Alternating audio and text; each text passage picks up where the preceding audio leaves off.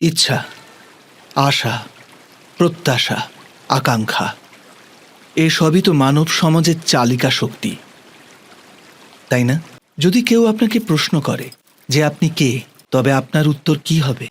বিবেচনা করুন।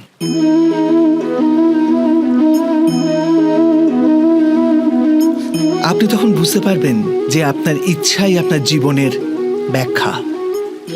কিছু পাওয়ার সাফল্য, কিছু না পাওয়ার নিষ্ফলতাই আপনার পরিচয়।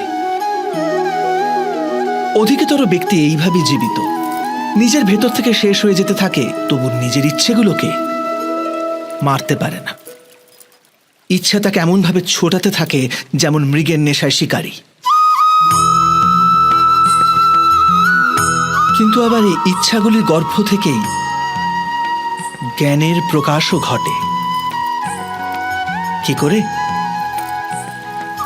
যখন ইচ্ছা অপূর্ণ থেকে যায়, আশা ভেঙে যায়, তখন সেখান থেকে জ্ঞানের কিরণ প্রবেশ করে মানুষের হৃদয়ে।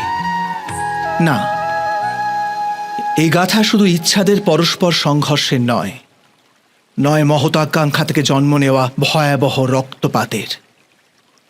এই গাথা হল ইচ্ছার গর্ভ থেকে উৎসারিত হওয়া জ্ঞানের।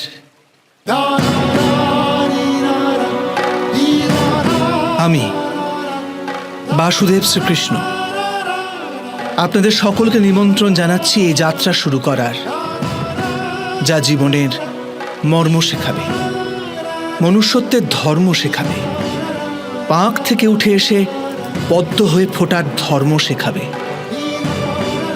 আর এই যাত্রার নাম হল মহাভারত।